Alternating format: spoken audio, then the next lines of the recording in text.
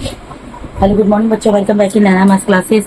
बेटा मैं आज आपको इस वीडियो में NCERT class 10 maths chapter number 4 quadratic equation से मैंने स्टार्ट किया हुआ है। इसकी एक्सरसाइज 4.2 स्टार्ट कर रही हूँ। तो यहाँ पर इस वीडियो में मैं एक्सरसाइज 4.2 से question number 1 with all parts यहाँ पर कंप्लीट करने जा रही हूँ। तो चलिए देखते हैं क्वेश्चन नंबर 1 में क्या बोल रहे हैं बेटा। यहाँ बोल रहे हैं find the roots of the following quadratic equations by factorisation. आपको यहाँ पर ये कुछ इक्वेशंस दी हैं, ठीक है, क्वाड्रेटिक इक्वेशंस दी हैं, इनके आपको रूट्स फाइंड आउट करने हैं। मेथड आपको बता दिया कौन सा मेथड आपको अप्लाई करना है यहाँ पर, फैक्टराइजेशन मेथड। तो फैक्टराइजेशन ये हमें ऑलरेडी बता दिया है कि ये क्वाड्रेटिक इक्वेशंस हैं। These given equations are quadratic equations, ठीक है। तो फैक्टराइजेशन मेथड में क्या होता है बेटा, जो मिडिल टर्म होती है उसको स्प्लिट करते हैं 2 पार्ट्स के अंदर। तो इसको पहले भी मैं करना काफी बार बता चुकी हूँ, यहाँ पर बताती हूँ कैसे स्टार्ट करेंगे।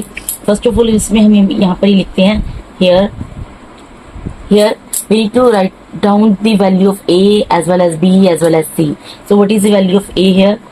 A is the coefficient of x square या y square, जो भी आपको वेरिएबल गिवन है, ठीक है जी, जिसकी डिग्री 2 है, ठीक है, उसका आपको यहाँ पर a की वैल्यू लिखनी है, उसका कोफिशिएंट होता है। और सबसे बड़ी चीज, सबसे पहले आपको ये देखना होगा कि जो भी आपको क्वाड्रेटिक इक्वेशन दी है वो स्टैंडर्ड फॉर्म में लिखी हुई है कि नहीं लिखी हुई।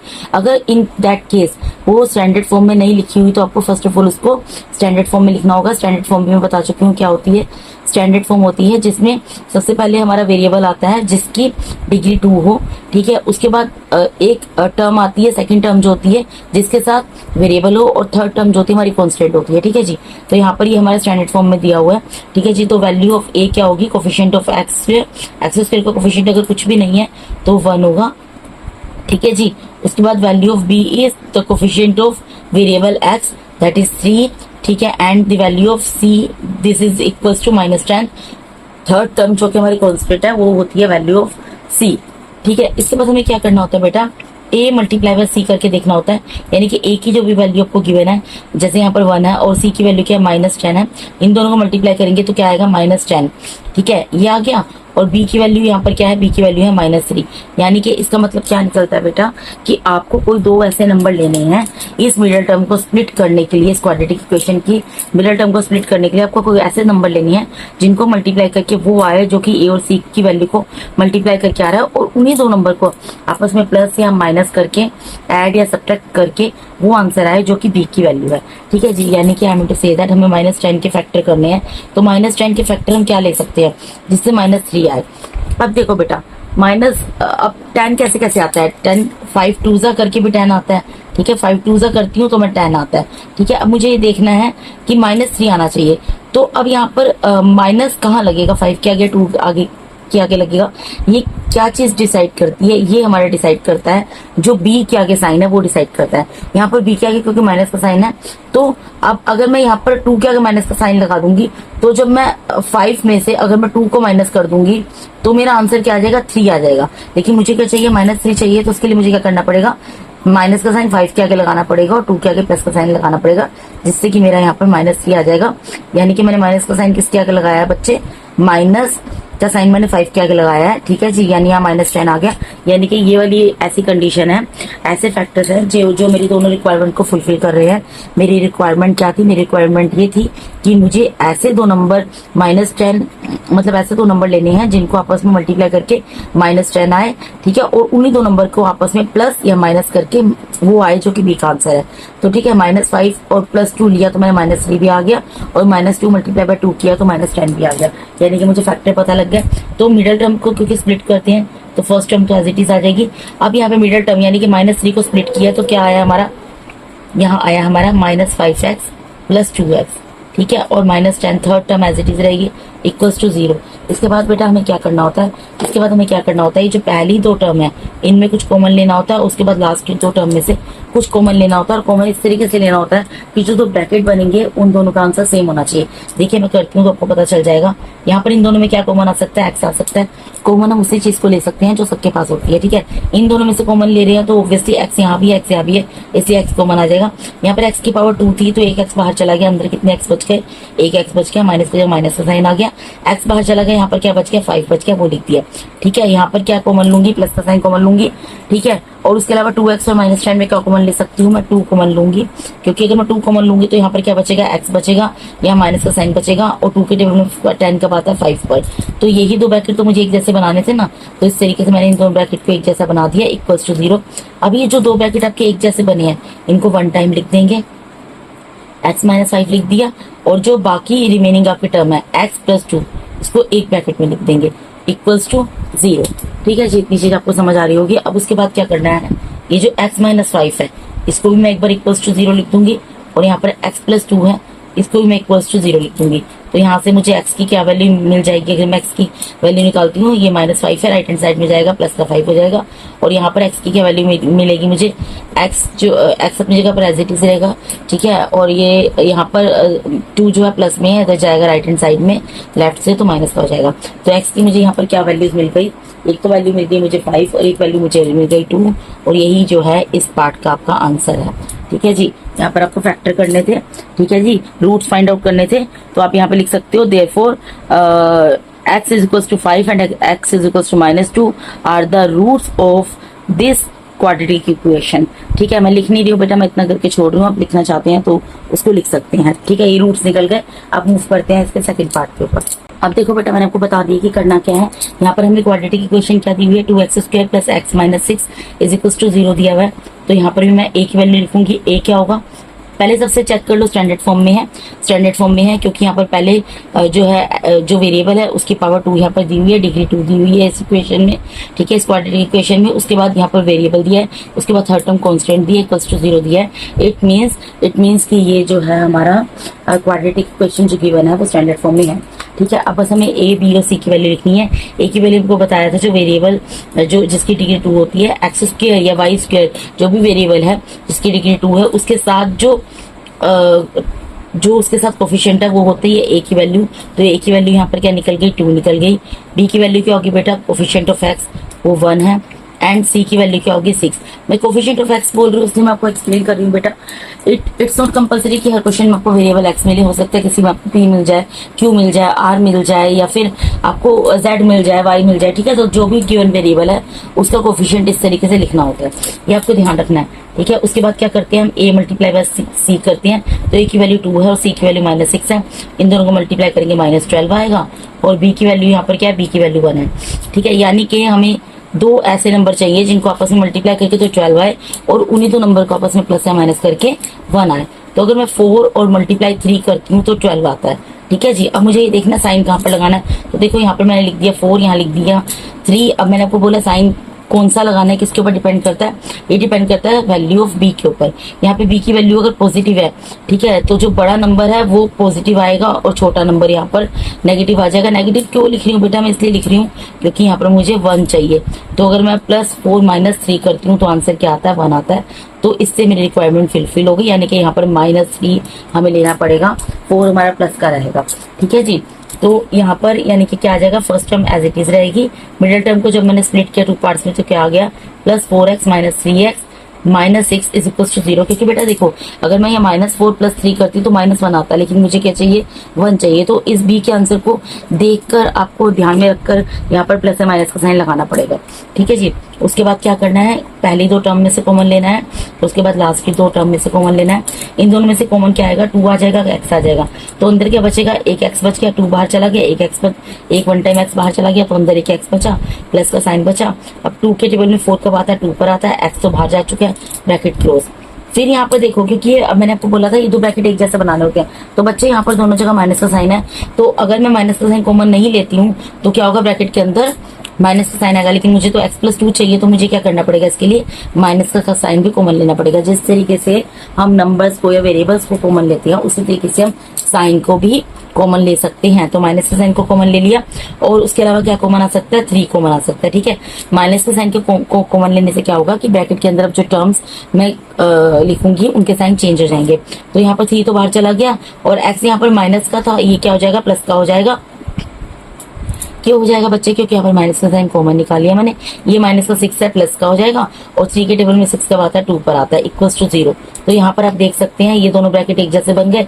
अब इन दोनों को वन टाइम लिख दूंगी मैं, ठीक है, यानी कि मैं यहाँ पर क्या लिख दूंगी बेटा, यहाँ पर मैं लिख दूंगी x+2, और बाकी रिमेनिंग जो टर्म्स है उनको वन टाइम लिख देंगे, 2x - 3, इनको लिख दिया, इक्वल्स टू 0। अब मैं यहाँ पर क्या करूंगी, एक बार x+2 को इक्वल्स टू 0 लिख दूंगी, और यहाँ पर एक बार 2x - 3 को इक्वल्स टू 0 लिख दूंगी। ठीक है बेटा, तो यहाँ पर x की वैल्यू क्या निकलेगी, therefore x is equals two plus का 2 है, इधर जाकर माइनस का 2 हो जाएगा, -2 निकल गई। यहाँ से x की वैल्यू निकालनी है, तो पहले वेरिएबल वाले टर्म को सेपरेट कर लेते हैं। तो 2x अपनी जगह पर एज इट इज रहेगा, -3 राइट हैंड साइड में जाएगा, प्लस में चला जाएगा। ठीक है, यहाँ पर x की वैल्यू निकालनी है, तो x अपनी जगह पर एज इट इज रहेगा, राइट हैंड साइड में 3 अपनी जगह पर एज इट इज रहेगा, 2 मल्टीप्लाई में था, डिवाइड में चला गया, ये आ गया आंसर। तो ये क्या आ गया, therefore x is equals to -2 and 3/2 are the roots of the given quadratic equation. ठीक है, ये स्टेटमेंट आप लिख दीजिएगा, ठीक है, आप लिख देना, मैं नहीं लिख रही हूँ, ठीक है, अदरवाइज बेटा वीडियो बहुत लंबा हो जाता है। अब इसके बाद देखिए अगला पार्ट। अब आप यहाँ पर क्या है बच्चे, कई क्या होते हैं स्क्वायर रूट देख के घबरा जाते हैं। बेटा देखिए, NCERT इज द बेस, ठीक है, ये एक बेस है जो करना कंपलसरी होता है। ठीक है, इसकी बहुत बार प्रैक्टिस करनी होती है। इसके अलावा आप PYQs कीजिएगा जरूर, ठीक है, उससे आपको बहुत हेल्प मिलेगी। PYQs तो आपको करने हैं, उसके अलावा जो भी आप बुक एडिशनल लेना चाहते हैं वो आप ले सकते हैं। ठीक है जी, तो देखिए यहाँ पर अब क्या है, आपको स्क्वायर रूट को देख के घबराना नहीं है, आपको यहाँ पर ABC की वैल्यू लिखनी है। पहले आपको ये देखना है कि क्या ये गिवन क्वाड्रेटिक इक्वेशन जो स्टैंडर्ड फॉर्म में है, यहाँ स्टैंडर्ड फॉर्म में है, क्यों, क्योंकि यहाँ पर x वेरिएबल है, उसकी डिग्री 2 दी हुई है, यहाँ पर x वेरिएबल है सेकंड टर्म के साथ, तो थर्ड टर्म हमारी कांस्टेंट है। तो अब हम क्या करेंगे, ABC की वैल्यू लिख देंगे। Here A is equals to जो x² का कोफिशिएंट है √2, ठीक है, B क्या होगा 7, ठीक है, जो x का कोफिशिएंट है, एंड C क्या होगा 5 √2। ठीक है बेटा, उसके बाद क्या करना होता है, A और C की वैल्यू को मल्टीप्लाई करते हैं। तो A की वैल्यू क्या है √2 मल्टीप्लाई बाय C की वैल्यू क्या है 5 √2। इन दोनों को मल्टीप्लाई कर देंगे तो देखो 5 तो अपनी जगह पर एज इट इज रहेगा, √2 जब √2 से मल्टीप्लाई होगा 2 बन जाएगा, यानी कि A और C की वैल्यू क्या आ गई, यहाँ पर 10 आ गई। और B की वैल्यू क्या है बेटा, B की वैल्यू तो 7 है, यानी कि हमें दो ऐसे नंबर लेने हैं, मिडिल टर्म को स्प्लिट करना है, ऐसे दो नंबर लेने हैं जिनको आपस में जब मल्टीप्लाई करें तो 10 आए, और उन्हीं दो नंबर्स को आपस में प्लस या माइनस करें तो 7 आए। तो 10 देखो, 10 बेटा कैसे आएगा, अगर मैं यहाँ पर 5 मल्टीप्लाई बाय 2 कर दूं तो 10 आ जाएगा। ठीक है, और मुझे अब कहाँ पर कौन सा साइन लगाना है किसके ऊपर डिपेंड करते हैं, देखो यहाँ पर तो सब जगह प्लस का साइन है, जो B है हमारा प्लस का है, तो ऑब्वियसली 5 + 2 करूंगी तब 10 आएगा। ठीक है जी, तो यहाँ पर मेरी दोनों रिक्वायरमेंट फुलफिल हो गई, यानी कि मिडिल टर्म को जब मैं स्प्लिट करूंगी, सबसे पहले तो फर्स्ट टर्म को एज इट इज उतारूंगी, मिडिल टर्म को स्प्लिट किया तो क्या आ गया यहाँ पर 5x + 2x और प्लस 5 √2 लास्ट में जाएगा इक्वल्स टू 0। उसके बाद क्या करना है, पहले दो टर्म में से कॉमन लेना है बेटा, और लास्ट के दो टर्म में से कॉमन लेना है। ठीक है जी, तो पहले दो टर्म में से क्या कॉमन ले सकते हैं, देखिए यहाँ पर x इसके पास भी इसके पास भी, तो जो दोनों के पास है वही कॉमन आएगा। यहाँ पे x कॉमन आ गया, क्या बच गया √2, और साथ में एक x बच गया क्योंकि एक x बाहर चला गया, यहाँ पर प्लस का साइन आएगा, और साथ में क्या बच गया, यहाँ पे 5 बच गया। ठीक है बेटा, और यहाँ पर प्लस का साइन। अब यहाँ पर ये जो 2 है, देखो मैं आपको एक चीज बताती हूँ, यहाँ पे 2 है, 2 को मैं क्या लिख सकती हूँ, √2 मल्टीप्लाई बाय √2 लिख सकती हूँ ना, क्योंकि √2 को √2 से मल्टीप्लाई करूंगी तभी 2 आता है। इसका मतलब मैं इस पूरे में से √2 को कॉमन ले सकती हूँ, क्योंकि यहाँ पर तो दो √2 है। ठीक है जी, तो मैंने यहाँ पे √2 कॉमन ले लिया, तो यहाँ पर क्या बचेगा, एक √2 बाहर चला गया, एक √2 बचेगा, उसके अलावा बचेगा x। ठीक है, प्लस यहाँ पर 5 बचेगा, और √2 तो बाहर जा चुका है, इक्वल्स टू 0। अब ये दोनों ब्रैकेट मेरे एक जैसे बन गए, इनको मैं क्या करूंगी, वन टाइम उतार दूंगी यहाँ पर। तो इन दो ब्रैकेट को मैं यहाँ पर वन टाइम उतार देती हूँ, √2x + 5, और दूसरे ब्रैकेट में क्या आएगा, बची हुई टर्म्स x + √2 इक्वल्स टू 0। अब मैं क्या करूंगी बेटा, √2x + 5 इक्वल्स टू 0, इसको एक साइड लिखूंगी, और x + √2 इक्वल्स टू 0 इसको दूसरी साइड लिखूंगी। यहाँ पर मैं x की वैल्यू निकालूंगी, क्या निकलेगी बेटा, पहले तो मैं √2 और x को एज इट इज रहने दूंगी, ये प्लस का 5 है, राइट हैंड साइड में ले जाऊंगी, माइनस का हो जाएगा। अब मुझे क्योंकि x की वैल्यू निकालनी है, तो x अपनी जगह पर एज इट इज रहेगा, ठीक है, -5 अपनी जगह पर एज इट इज रहेगा, ये √2 मल्टीप्लाई में डिवाइड में चला जाएगा, तो यहाँ पर x की वैल्यू क्या आ गई बेटा, -2 डिवाइडेड बाय √2। ठीक है जी, इसी तरीके से यहाँ पर x की वैल्यू निकाल लेंगे, यहाँ पर x की वैल्यू क्या आएगी, x इज इक्वल टू -√2। ठीक है, so in this equation, in this quadratic equation, x is equals to -5 divided by √2 and x is equals to -√2 are the roots of the given equation. ठीक है जी। उसके बाद move करते हैं इसके फोर्थ पार्ट के ऊपर। बेटा यहाँ पर मैंने 5+2 गलती से 10 लिख दिया, यहाँ पर ये आपका आएगा 7। ठीक है जी। अब बेटा देखो फोर्थ पार्ट में क्या है, यहाँ पे 2x² है माइनस एक्स है प्लस 1/8 इज इक्वल टू 0। पहले तो ये देखो कि क्या स्टैंडर्ड फॉर्म में है, यस ये स्टैंडर्ड फॉर्म में है क्योंकि यहाँ पर वेरिएबल का स्क्वायर दिया हुआ है, यहाँ वेरिएबल दिया, थर्ड टर्म कॉन्स्टेंट दिया। अब दूसरी चीज इसको सोल्व करना है तो सबसे बड़ा दिक्कत क्या होता है इसके, देखिए क्वेश्चन में बेटा ये हमें फ्रैक्शन में दे दिया नंबर, ठीक है, यानी कि इसका न्यूमरेटर और डिनोमिनेटर बोथ आर गिवन। तो हम क्या करेंगे, सबसे पहले इसके डिनोमिनेटर को यहाँ से हटा देंगे, रिमूव कर देंगे। तो उसको करने के लिए आपको क्या करना है, आप क्या करना, मल्टीप्लाई बोथ साइड्स बाय 8। अब आप सोचोगे 8 से क्यों मल्टीप्लाई करवा रहे हो, इसलिए मल्टीप्लाई करा रही हूँ बेटा क्योंकि अब जो डिनोमिनेटर है वहां पर क्या दिया हुआ है, हमें 8 दिया हुआ, ठीक है। तो जो भी इस तरीके से दिया हुआ फ्रैक्शन में डिनोमिनेटर में, उसी से दोनों साइड को मल्टीप्लाई कर देना हमेशा, ठीक है जी। तो यहाँ पर क्या आएगा, यहाँ 8 आ जाएगा और जो इक्वेशन है मेरी वो पूरी लिख देती हूँ, क्वाड्रेटिक इक्वेशन जो गिवन है, ठीक है, इक्वल्स टू यहाँ पर भी 0 से 8 को मल्टीप्लाई कर देंगे, ठीक है। अब देखो यहाँ पर 8 से अब क्या होगा, यहाँ पर जो बाहर टर्म है अंदर की तीनों टर्म से टर्न बाय टर्न मल्टीप्लाई होगी, ठीक है जी। तो 8 जब 2x² से मल्टीप्लाई होगा क्या हो जाएगा, 16x², ठीक है। फिर प्लस का 8 जब माइनस एक्स से मल्टीप्लाई होगा क्या हो जाएगा, -8x। और यहाँ पर देखो मैं आपको रफ में करके दिखाती हूँ, 8 जब 1/8 से मल्टीप्लाई होगा तो क्या होगा, कैंसिल हो जाएगा, यहाँ पर अल्टीमेटली क्या आ जाएगा 1। क्यों हो जाएगा बेटा, क्योंकि ये मल्टीप्लाई ऊपर न्यूमरेटर में डिनोमिनेटर में है, जब सेम टर्म ऊपर नीचे होती है तो कैंसिल होकर 1 पे कैंसिल हो जाती है, आपको पता है 8 1 8, ठीक है जी। इक्वल्स टू और 0 से किसी भी नंबर को मल्टीप्लाई करते हैं 0 ही आता है। तो अब ये हमारी एक स्टैंडर्ड जो है क्वाड्रेटिक इक्वेशन बन गई। अब सिंपल पहले क्वेश्चन की तरह आपका एक क्वेश्चन हो गया, इसको आपको सोल्व करना है, ठीक है।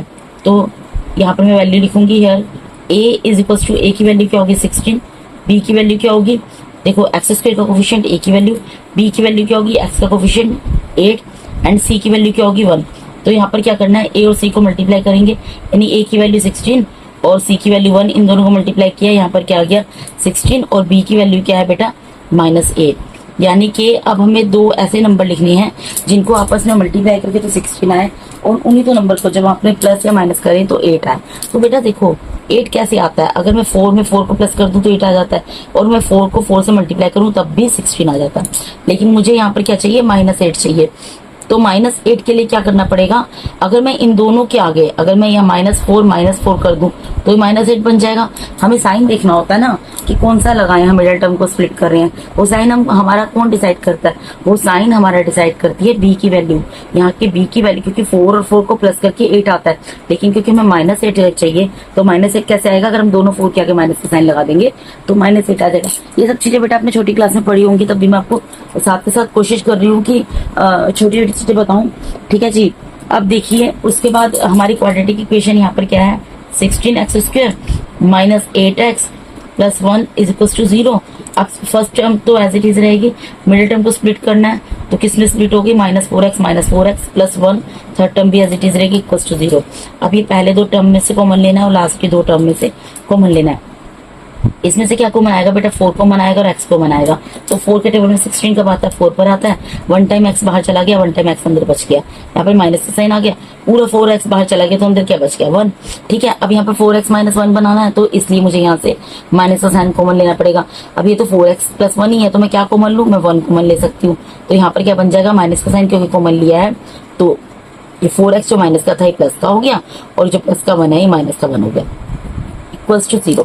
तो इससे मुझे क्या फायदा हुआ, ये दोनों ब्रैकेट मेरे बन गए एक जैसे, इनको मैं यहाँ पर उतार दूंगी 1 टाइम, 4x -1 को उतार दिया और बाकी जो बची हुई रिमेनिंग टर्म है उनको 1 टाइम उतार दूंगी, वो क्या है 4x -1 इज इक्वल टू 0। अब मुझे क्या करना है, एक बार मैं यहाँ पर सोल्व कर देती हूँ, 4x -1 is equal to 0। Again same चीज है लेकिन दोबारा करके दिखा देती हूँ, 4x -1 इज इक्वल टू 0 और 4x को 4x रहने देंगे, ये माइनस का 1 है, राइट हैंड साइड में जाएगा प्लस का हो जाएगा, x की वैल्यू निकालनी है, देयरफॉर x क्या होगा बेटा, x हो जाएगा इक्वल टू 1 डिवाइडेड बाय 4। जो मल्टीप्लाई में 4 है ये डिवाइड में चला जाएगा। सेम चीज है बेटा, ये दोबारा से करके दिखा देती हूँ आपको। 4x अपनी जगह पर एज इट इज रहेगा, माइनस का 1 जो है प्लस का 1 हो गया, यहाँ पर x की वैल्यू निकालनी है, x के साथ 4 मल्टीप्लाई में है तो x की वैल्यू क्या होगी, x अपनी जगह पर एज इट इज रहेगा, 1 राइट हैंड साइड में है अपनी जगह पर एज इट इज रहेगा, 4 मल्टीप्लाई में डिवाइड में चला जाएगा। यानी कि इस क्वाड्रेटिक इक्वेशन के इस क्वाड्रेटिक इक्वेशन में जो फोर्थ पार्ट में दी हुई है, यहाँ पर आप ये लिख सकते हैं x is equal to 1/4 and x is equal to 1/4 are the roots of the given quadratic equation. ठीक है जी, अब मूव करते हैं बेटा इसके पार्ट नंबर 5 के ऊपर। अब देखो बच्चा, बहुत ज्यादा आसान है। यहाँ पर देखिए, आप पहले सबसे चेक कीजिए स्टैंडर्ड फॉर्म में है या ऐसे स्टैंडर्ड फॉर्म में है। क्यों? क्योंकि यहाँ पर वेरिएबल जो है, ठीक है, उसकी डिग्री 2 है, सेकंड टर्म में वेरिएबल है, थर्ड टर्म कांस्टेंट है। तो अब सबसे पहले मैं क्या लिखूंगी, यहाँ पर ए बी सी की वैल्यू लिखूंगी।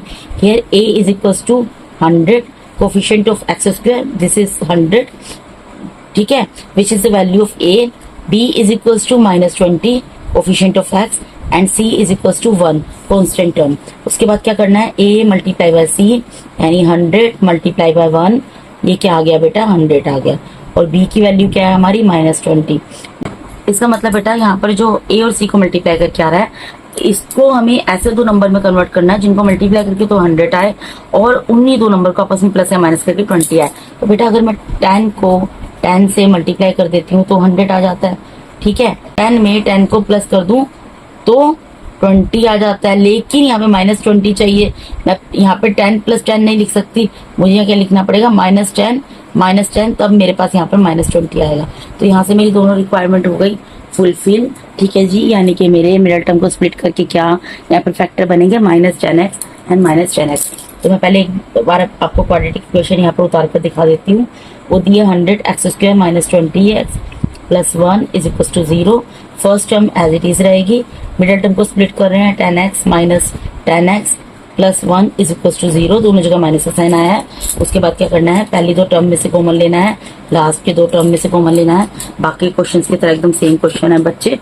ठीक है जी, तो यहाँ पर इन दोनों में से क्या कॉमन आएगा, 10 कॉमन आएगा और x कॉमन आएगा। क्या बचेगा, 10 के टेबल में 100 कब आता है, 10 पर आता है। 2 टाइम्स x है, 1 टाइम बाहर चला गया, 1 टाइम x बच गया, माइनस का माइनस का साइन, पूरा 10x बाहर जा चुका है, यहाँ 1 बचेगा। अब क्योंकि दोनों ब्रैकेट एक जैसे बनाने हैं तो मुझे 10x प्लस का चाहिए और 1 माइनस का चाहिए, लेकिन यहाँ पर तो जस्ट अपोजिट है, 10x माइनस का और 1 पॉजिटिव है। तो मुझे क्या करना पड़ेगा, माइनस का साइन कॉमन लेना पड़ेगा और 1 कॉमन लेना पड़ेगा। उससे क्या होगा, 10x हो जाएगा यहाँ पर प्लस का और 1 हो जाएगा माइनस का, इक्वल टू 0। अब ये दोनों ब्रैकेट बन गए एक जैसे, इनको यहाँ पर मैं 1 टाइम उतार देती हूँ, 10x - 1, और बाकी बची हुई रिमेनिंग टर्म्स को एक ब्रैकेट में उतार देती हूँ। वो क्या है, 10x - 1, सेम ही है। ठीक है, अब मुझे क्या करना पड़ेगा, 10x - 1 इक्वल टू 0 1 टाइम यहाँ पर लिख दिया और 10x - 1 is equal to 0 second time यहाँ पर लिख दिया। ठीक है बेटा, आसान चीज है ना। तो अब देखो इसको हम सोल्व कर देते हैं। यहाँ पर 10x है, 10x इज इक्वल टू 1 कर देंगे, माइनस का 1 है, इधर जाके प्लस का 1 हो जाएगा क्योंकि x की वैल्यू निकालनी है। पहले मैंने जो वेरिएबल के बिना टर्म है यानी कांस्टेंट टर्म उसको सेपरेट कर लिया। अब x अपनी जगह पर एज इट इज रहेगा, इक्वल टू 1 अपनी जगह पर एज इट इज रहेगा, 10 मल्टीप्लाई में डिवाइड में चला जाएगा। इसी तरीके से सेम यही चीज है बेटा, दोबारा बोल देती हूँ, 10x अपनी जगह पर एज इट इज रहेगा, माइनस का 1 एज जगह प्लस का 1 हो गया। x के साथ 10 मल्टीप्लाई में है क्योंकि x की वैल्यू निकालनी है, तो x तो रहेगा अपनी जगह पर एज इट इज, 1 रहेगा अपनी जगह पर एज इट इज, 10 मल्टीप्लाई में डिवाइड में चला जाएगा। तो यानी यहाँ पर आप क्या लिखेंगे, therefore x is equal to 1/10 and x is equal to 1/10 are the roots of the given equation. ठीक है जी, are the required roots of the given equation. ठीक है जी, तो इसके साथ ही बेटा यहाँ पर मैंने आपको NCERT class 10 maths chapter number 4 quadratic equations इसकी एक्सरसाइज 4.2 का question number 1 with all parts complete करा दिया बेटा। अगर आप मेरे चैनल पे नए हैं, पुराने भी हैं, और अगर आप लोगों को मेरा टीचिंग मेथड अच्छा लगता है तो काइंडली मेरे वीडियोस को लाइक कीजिए, अपने फ्रेंड्स, डियर वंस, अपने रिलेटिव्स के साथ मेरे जो भी लिंक है उसको शेयर कीजिए। और अगर आपको मेरे पढ़ाए हुए किसी भी क्वेश्चन में किसी भी तरीके का कहीं पर भी कोई भी डाउट आता है तो आप कमेंट बॉक्स में क्वेरी पुट कर सकती हैं। मैं डेफिनेटली पूरी कोशिश करूंगी कि आपकी क्वेरी को जरूर सॉर्ट आउट करूं। And thank you so much for watching my videos बेटा। God bless all of you. Thank you so much once again.